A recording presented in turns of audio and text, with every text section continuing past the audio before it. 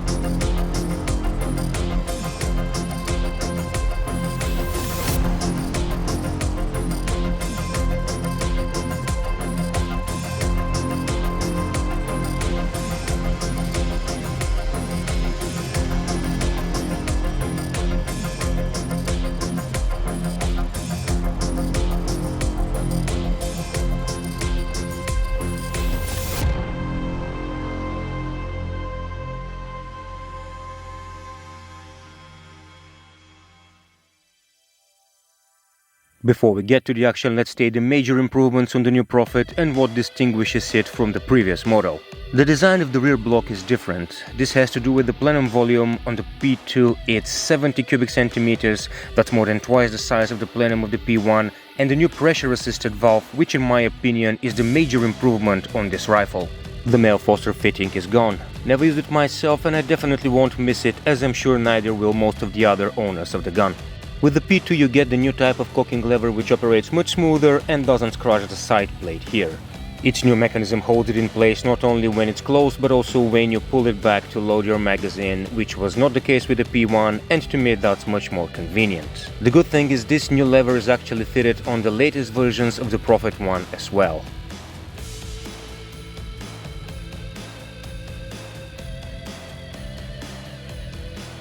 A smaller improvement that I like can be found on the end cap of the shroud. It has this hole that goes through the threaded piece and you can use a rod to easily unscrew it without the necessity to use pliers or a wrench and scratch the anodizing of your shroud, as was the case with the P1.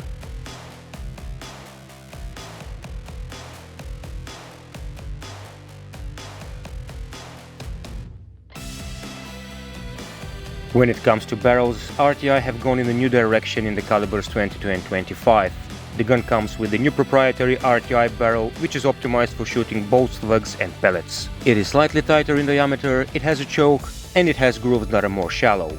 Now let me show you how well it shoots my favorite 22 caliber Diabolos, the Edgun die of the redesigned 25.4 grains.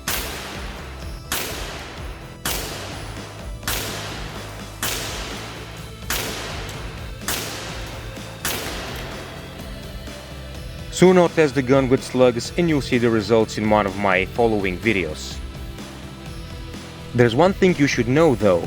With the new RTI proprietary barrel you can't go to too high velocities shooting pellets the way we could with the long-range performance barrel of the P1. I came to that conclusion myself while shooting at 970 feet per second out in the field.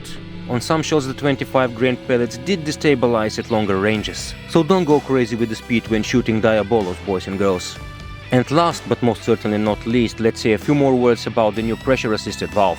It is much more efficient and will let you achieve higher power levels with reg working pressures much lower than with the conventional valves. Also, you won't need to go looking for that sweet spot of a unison between the hammer spring and the reg working pressure anymore. It's enough to make sure the tension of the hammer spring is sufficient to open the valve, and from that point onwards you adjust the power only by changing the pressure on your reg.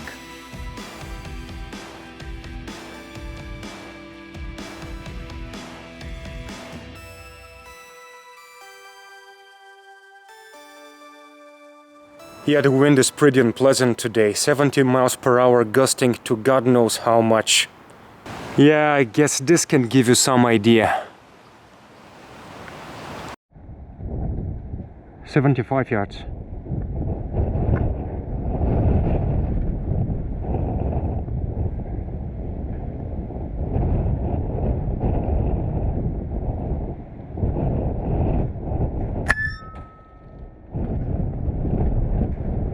Yeah, that's where the whitey landed, just above the grain elevator. Hey guys, let me know in the comments, is that actually a grain elevator? There's one of my hungry friends over there. There's the pigeon, darling. Come on, let's go. Okay, let's give her some space. It's about same distance, probably 76 yards.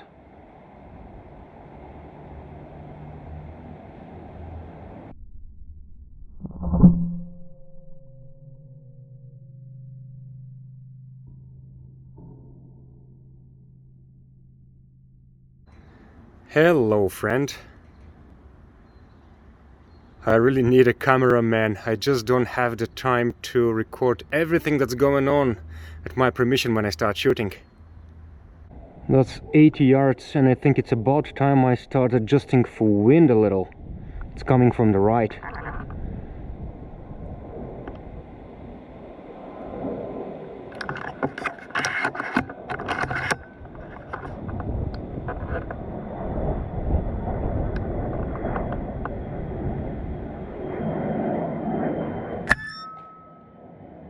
There you go.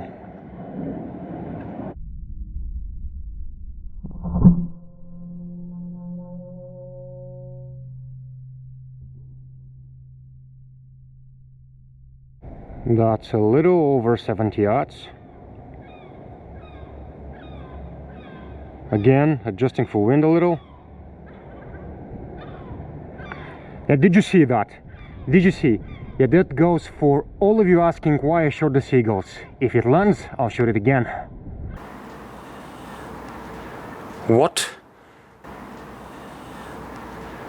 You're hissing me now. Our friendship is effectively over. How ungrateful can you get? Huh? Tell me. Is that what I get for all the pigeons that I fed you? Did you guys see that? The bloody thing hissed at me because I was only 3 yards away from the catch from one of my pigeons and it wanted it. Yeah, that's what I get. That's the gratitude. Felines. That'll be 80 yards. No, this one is better. Adjusting for wind a little bit. Or maybe not, I don't think it's gusting right now. Let's try it dead center. Got him.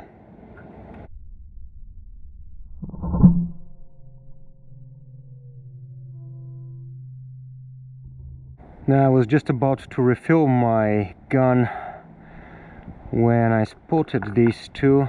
I hope I'm not below my reg working pressure. Not too much.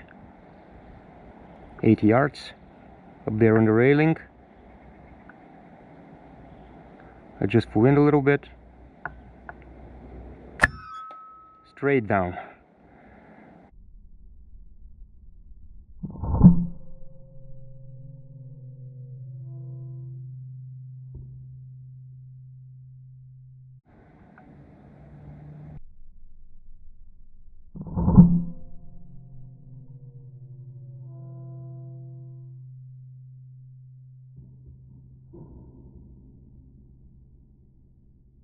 That's really crazy. From that silo up there, there's the one that I just shot.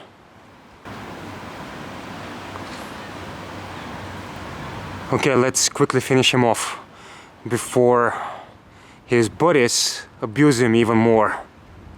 Look at that. Unbelievable.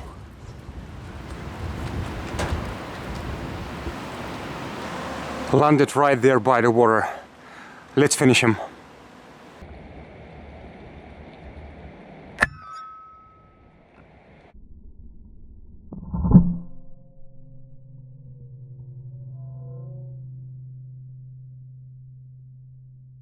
Yeah, I even managed to take it out of the water. I didn't want its rotting carcass to pollute this fish farm thing. That's 77 yards.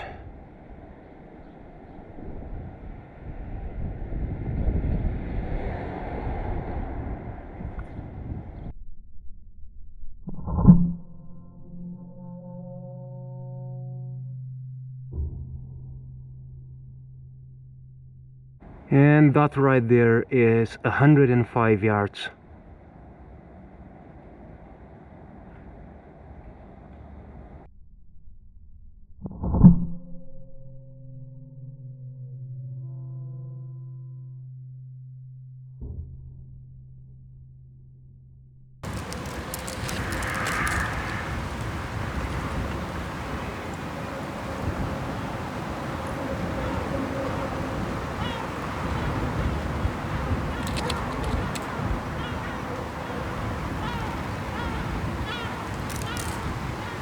A young one at the same distance.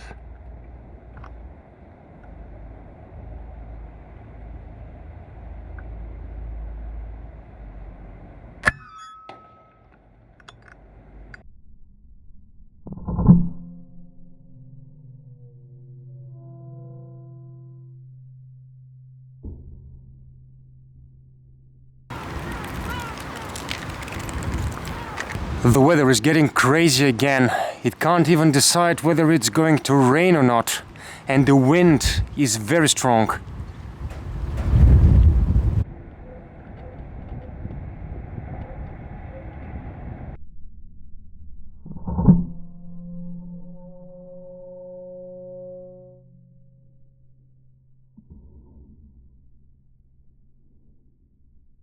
This one is still alive. Let's not make it suffer. A headshot would be nice.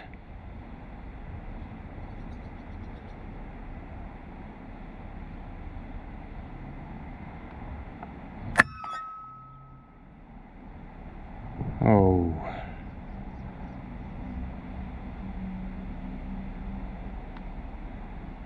Gruesome.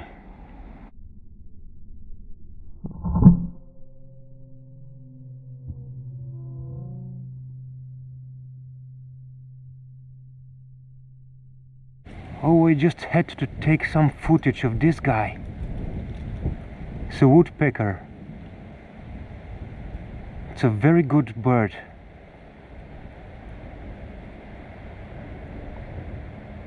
You don't see those every day.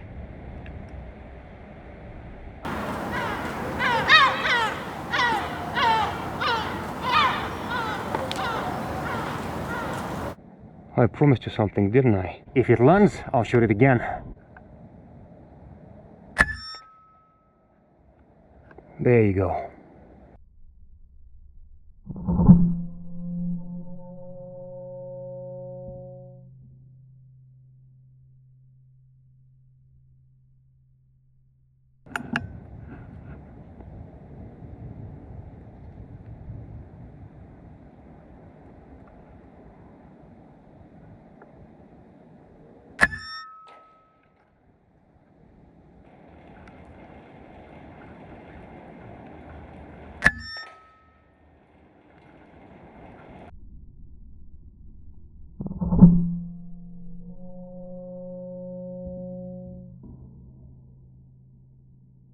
Yeah, I know that I don't always stay the distance to my targets. Sorry about that, guys. Sometimes in the heat of the moment, I just forget to. This one was at a little over 50 yards. There it is.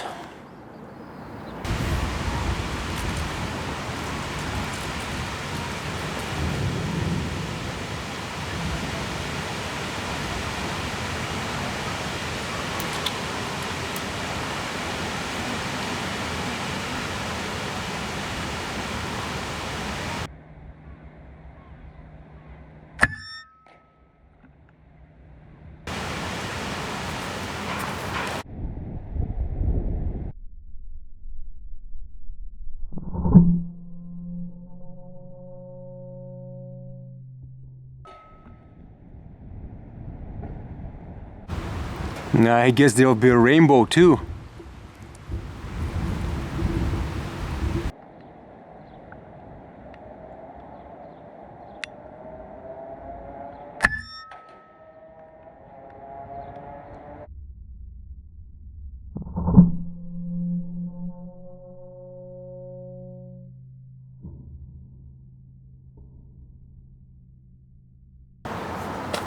I managed to shoot only one before it started raining again, same as every time in the past 3 or 4 videos of mine. Rain's been on and off, And what you see right there is just one of the many stashes that I leave around for my ungrateful feline friends.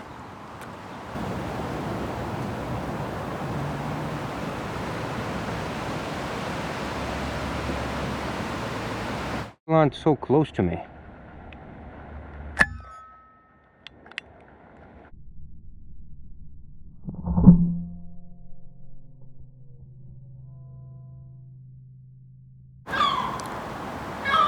Oh, that's the hisser over there.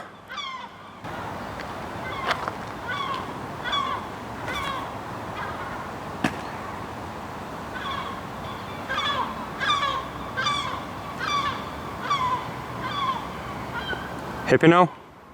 No hissing at me? She doesn't care at all. 110 yards.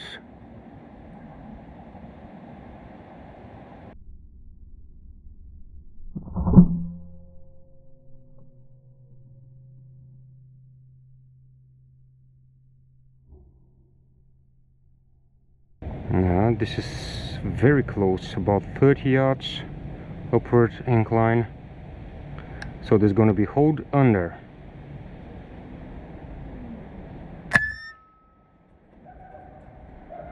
Very good.